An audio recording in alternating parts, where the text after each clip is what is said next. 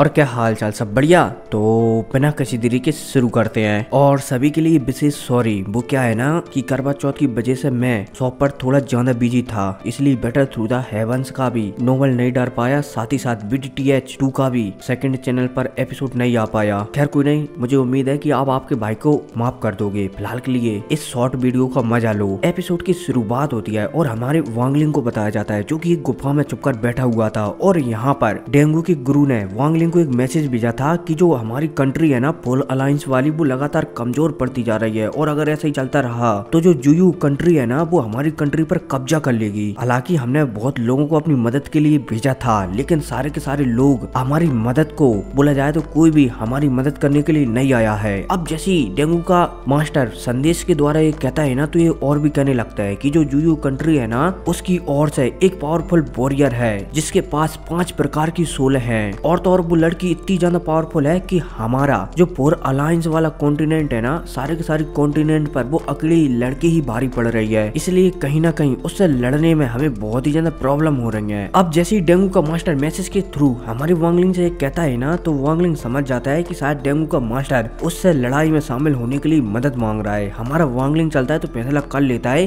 कि वो पोर अलायंस के साथ देगा, लेकिन तब तक साथ नहीं देगा जब तक कि पोर अलायंस को उसकी बहुत ही ज्यादा जरूरत नहीं पड़ेगी। अब समय गुजरता है और जो बोर है ना वो लगातार ऐसे ही चलता रहता है और पलक झपकती 1 साल गुजर जाता है और फिर हमें 1 साल बाद का सीन बताया जाता है जहाँ पर डेंगू का मास्टर अपने सेक्ट की रक्षा करने के लिए छत पर ठाड़ा हुआ था। इतने में हमें जुयू कंट्री के कुछ लोगों को बताया जाता है, खासकर इन लोगों में से एक लड़की को बताया जाता है जो कि और कोई नहीं बल्कि वही 5 एलिमेंट वाली लड़की थी। अब जैसे ये लड़की यहाँ पर आती है ना, तो यहाँ पर इनके बीच थोड़ी बहुत और बातें होती है और फिर इसके बाद लगे तेरी मचने लगती है। अब इतने में हमें डेंगू के मास्टर को बताया जाता है। डेंगू का मास्टर चलता है तो यहाँ पर अपने सेक्ट की रक्षा करने के लिए एक बहुत ही पावरफुल सील बना देता है, लेकिन 5 एलिमेंट वाली लड़की चलती है तो डेंगू के मास्टर की सील को भी तोड़ देती है। साथ ही साथ वो अपने फर्स्ट स्पिरिट को जो कि पानी से बना हुआ था उसे भी लॉन्च कर देती है। अब जैसी 5 एलिमेंट वाली लड़की करती है ना, तो डेंगू की मास्टर की जो सील थी ना वो भी टूट जाती है। अब क्या दोनों की साइड लगे तेरी चलने लगती है, लेकिन अब लड़की चलती है तो अपने 5 एलिमेंट वाले बीस्टों को निकालती है, बोला जाए तो 5 सोलों को निकालती है और अलग अलग उन्हें अवतार देकर चारों तरफ सेक्ट पर हमला करने के लिए भेज देती है। अब जैसे ही पोर अलायंस के लोग ये देखते हैं कि लड़की अपनी अब पूरी पावर लगाने वाली है, तो पोर अलायंस के लोग चलते हैं तो 2 बुड्ढे जो कि सोल फॉर्मेशन पर ही थे सीधा वो लड़ने के लिए मैदान में उतर जाते हैं। अब जैसे ये दोनों बुड्ढे और उतरते हैं ना, तो ये दोनों के दोनों बुड्ढे चलते हैं तो यहाँ पर जितनी भी इस लड़की के 5 एलिमेंट वाली लड़की के सोल बीस्ट थे ना, सारे के सारे सोल बीस्टों को कंट्रोल कर लेते हैं। अब इतने में हमें एक बुड्ढे को और बताया जाता है, एक बंदे को और बताया जाता है जिसके चेहरे पर बहुत सारे टैटू वगैरह पड़ी हुई होती हैं। अब जैसे ये बंदा भी यहाँ पर प्रकट होता है ना, तो हमें थोड़ी देर पहले का सीन बताया जाता है, लगभग 1 महीने पहले का सीन बताया जाता है, जहाँ पर जो चारों सेक्ट थे ना, पोर अलायंस थी ना, उन चारों सेक्टों के बुड्ढों ने मिलकर फैसला किया था कि जुयू कंट्री से जो लड़की है ना, टैलेंटेड लड़की, उसे हमें मारना है चाहे कुछ भी हो जाए। अब इतने में हमें दोबारा से सीन शिफ्ट होता है और दोबारा से लड़ाई का मैदान बताया जाता है, जहाँ पर चारों तरफ एकदम लगे तेरी मच रही होती है।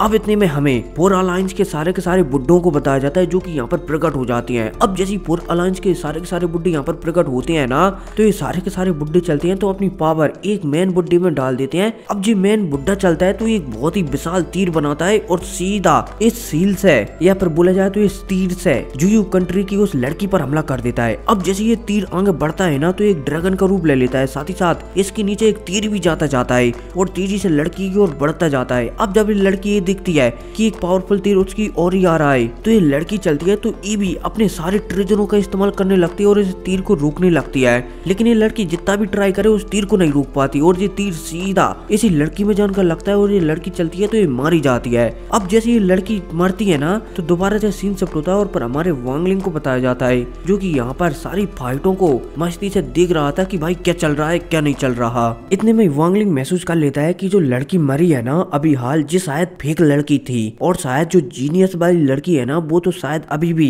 जो जुयू कंट्री है ना उसमें ही है, वो यहाँ पर आई नहीं है कभी लड़ने के लिए। अब जैसे वांगलिंग ये सोचता है ना, तो उसकी नजर एक ड्रैगन पर पड़ती है जो कि उसी लड़की का क्लोन था। अब जैसे वांगलिंग की नजर इस ड्रैगन पर पड़ती है ना, तो वांगलिंग चलता है तो तुरंत धरती के जरिए अर्थ एस्केप टेक्निक के जरिए तुरंत उसी ड्रैगन की ओर आगे बढ़ने लगता है। अब इतने में सीन शिफ्ट होता है और पर हमें अर्थ ड्रैगन को बताया जाता है जिसके पीछे एक बुड्ढा लगा हुआ था जिसके चेहरे पर टैटू थे। ये। अब जो बुड्ढा चलता है तो ये हाथ धोकर उसी ड्रैगन के पीछे लग जाता है। एक ड्रैगन चलता है, अर्थ ड्रैगन चलता है तो ये तेजी से भागने लगता है। इतने में अब हमारे वांगलिंग को बताया जाता है। वांगलिंग चलता है तो एक फॉर्मेशन तैयार कर लेता है अर्थ ड्रैगन को फंसाने के लिए, और फाइनली अर्थ ड्रैगन चलता है तो हमारे वांगलिंग के फॉर्मेशन में फंस भी जाता है। अब जैसे ही अर्थ ड्रैगन हमारे वांगलिंग के फॉर्मेशन में फंसता है ना, तो ये हमारे वांगलिंग के फॉर्मेशन को तोड़ने लगता है, और तो और हमारे वांगलिंग के फॉर्मेशन में क्रैक भी आने लगते हैं। वांगलिंग समझ जाता है कि वो इस ड्रैगन को नहीं पकड़ सकता, अर्थ ड्रैगन को नहीं पकड़ सकता इतनी आसानी से। इतने में जो बुड्ढा अर्थ ड्रैगन के पीछे लगा हुआ था ना, टैटू वाला बुड्ढा, वो इस ड्रैगन के पास आता है और सीधा इस ड्रैगन पर हमला कर देता है, जिस वजह से ड्रैगन बहुत ही ज्यादा जख्मी हो जाता है। इतने में वांगलिंग चलता है तो इस ड्रैगन को चुटकी बजाते ही अपने माथे के अंदर सोख लेता है।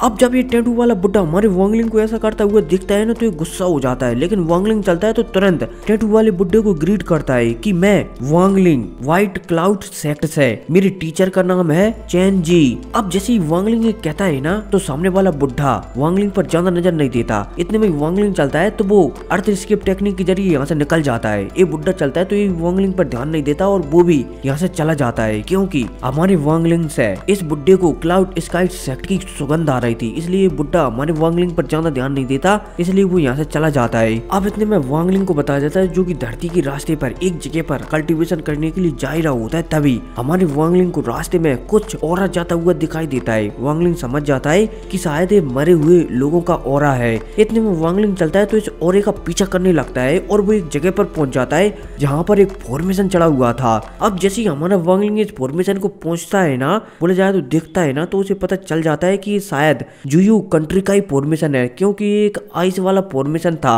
अब यहाँ पर हमारा वांगलिंग चलता है तो तुरंत इस बात की खबर जो डेंगू का मास्टर है ना, उसे भिजा देता है। अब वांगलिंग से खबर भिजाता ही है, तभी जो फॉर्मेशन था ना वो एक्टिवेट हो जाता है, और ये दोबारा से बोला जाए तो ये फॉर्मेशन चलता है धरती के ऊपर आ जाता है। अब जैसे ही ऊपर आता है ना, और पूर अलायंस के लोग सभी के सभी बंदे इस फॉर्मेशन को देखते हैं, तो इससे पहले वो कुछ कर पाते, इससे पहले ये फॉर्मेशन चलता है तो यहाँ पर पूर अलायंस के बहुत सारे लोगों को खत्म कर डालता है, और तो और कुछ लोगों को आइस में बदल कर राख में बदल देता है।